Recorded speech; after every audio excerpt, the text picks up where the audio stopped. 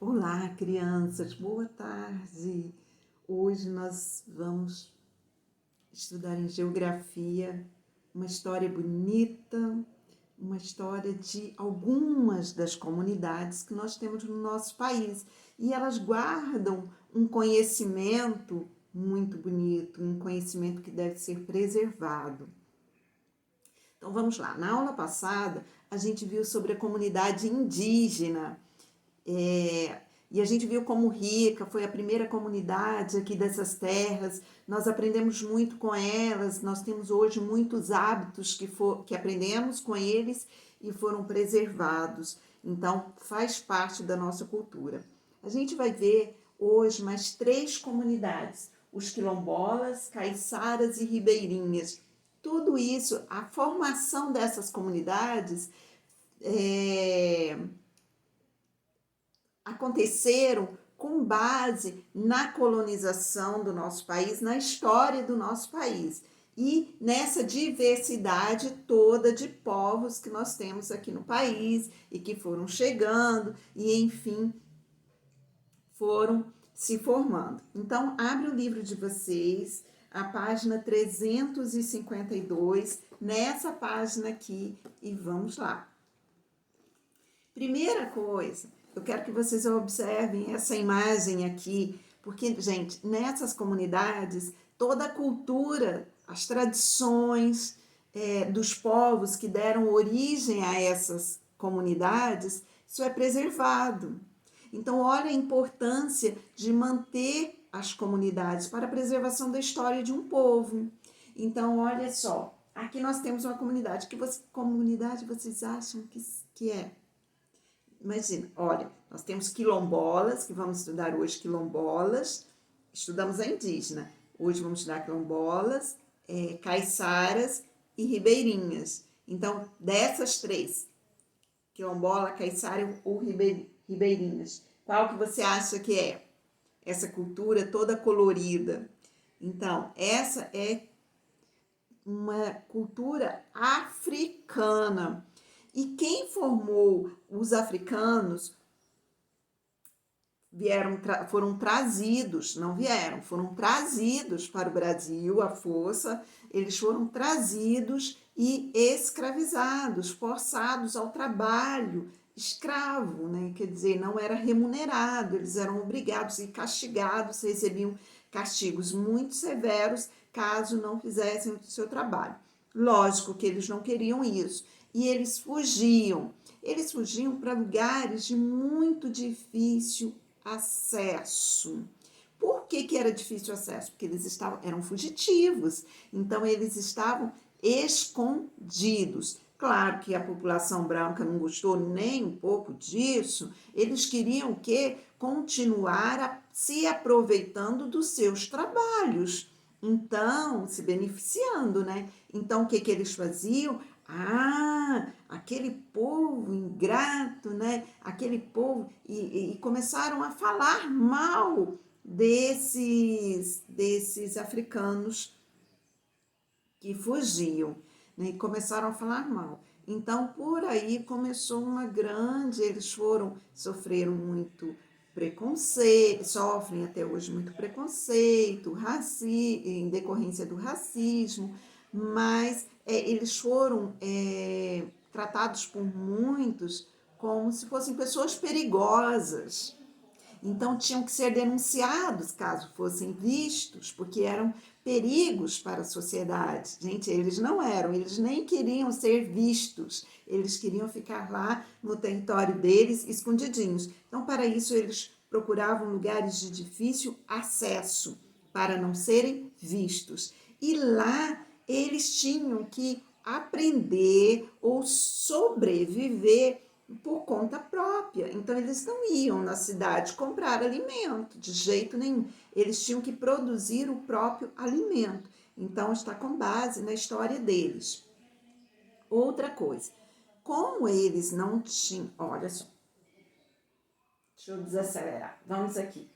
As comunidades dos quilombolas, origem dos povos trazidos da África para o Brasil durante o período em que o o país era controlado por Portugal. Bom, fugiram, como eu já falei, e se organizavam em grupos bem escondidinhos em locais difíceis de acesso. Como esse local era de difícil acesso, o que acontecia? Eles não tinham contato com povos de outras culturas que não fossem os africanos. Eles ficavam lá escondidinhos, então só tinham contato com eles. Com isso, o bom da história é que a cultura deles foi preservada, a cultura africana, e que depois a gente teve contato e que aprendeu tantas coisas bonitas.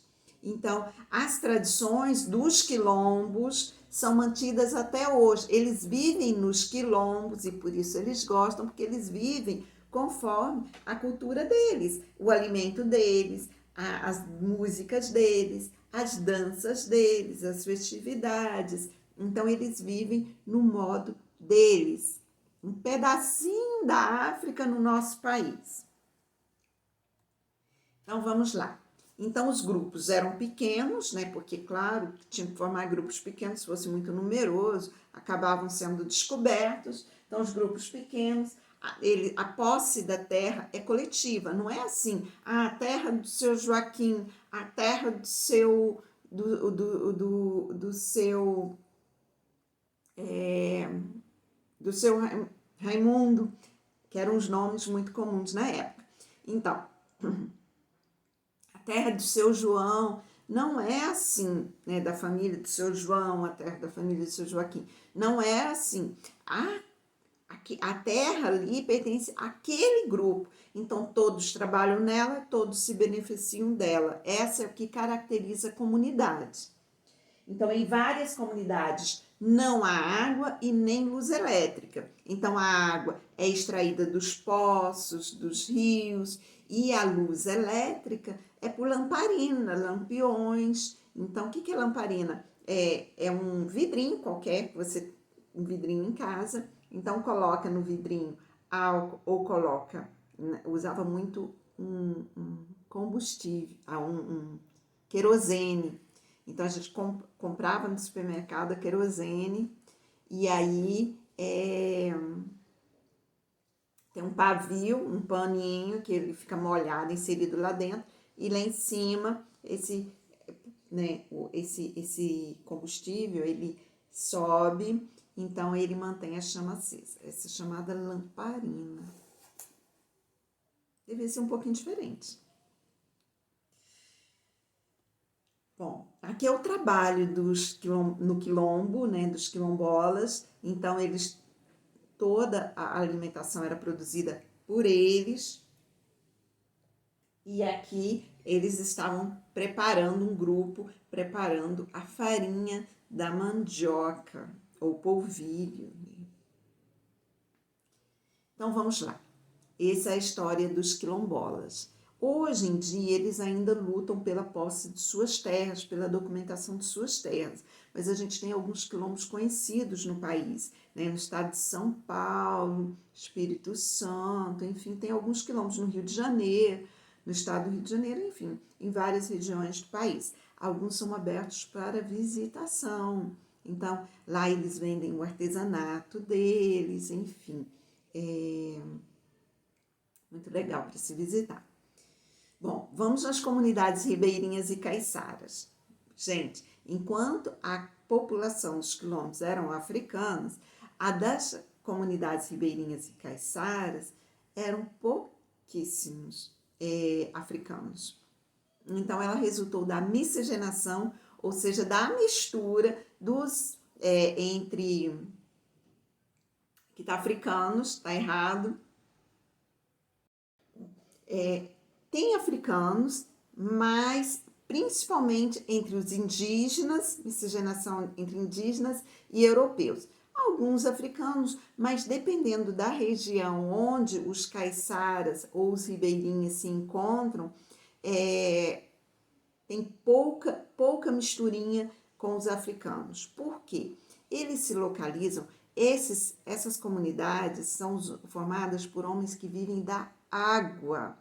Então, enquanto que nos quilombos eles vivem principalmente, extraem seu alimento principalmente da terra, nas comunidades ribeirinhas e caiçaras, extraem o alimento da terra, eles plantam também, mas a fonte principal do seu alimento vem das águas, que são os ribeirinhas, que são dos grandes rios, eles se localizam perto dos grandes rios, e os caiçaras perto do mar. Então, são colônias, né, comunidades de pescadores que vivem perto dos rios, os ribeirinhas ou os caiçaras dos mares. A forma de vida desse povo é muito comum, muito comum. Então, ele surgiu da miscigenação, ou seja, do cruzamento, do resultado, né, dos filhos de africanos, indígenas e europeus. Mantém as suas tradições, sobrevivendo principalmente da atividade pesqueira, então sobrevivem principalmente da pesca.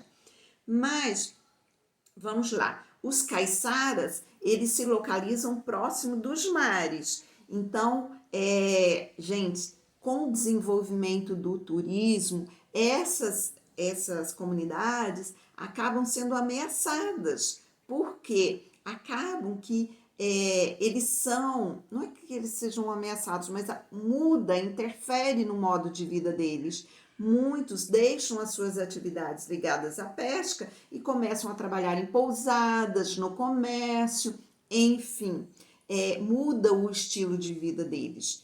E outra coisa, muitos ambientalistas, com as questões de preservação, alguns dão uma atenção muito especial a eles, porque eles têm uma ligação muito grande com a natureza, muito grande. Eles conhecem, são grandes conhecedores da natureza e eles preservam a natureza. Um caiçara ou um ribeirinha, ele não constrói uma casa porque ele acha que, minha família cresceu, eu preciso de mais quartos, eu preciso de mais não sei o quê. Ele só, ou então eu quero construir uma casa para eu alugar, para eu vender. Eles não pensam nisso. Eles só constroem uma casa, eles desmatam e constroem. A casa deles muitas vezes é de madeira e eles só vão construir essa casa para atender às suas necessidades, nada além disso. Então, ele não quer lucro, tirando lucro da natureza. Na verdade, ele quer tirar a sua subsistência da natureza.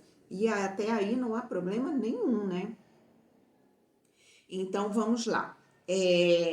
Os caiçaras, eles vivem principalmente no litoral sudeste, próximo à Mata Atlântica. Então, nós temos, quem viaja muito, né, vai para Paraty. Em Paraty nós temos essas comunidades e que podem ser visitadas para conhecer e um dia conversar com um caiçara, perguntar como que ele vive, o que ele faz para subsistência, qual é a alimentação do caiçara.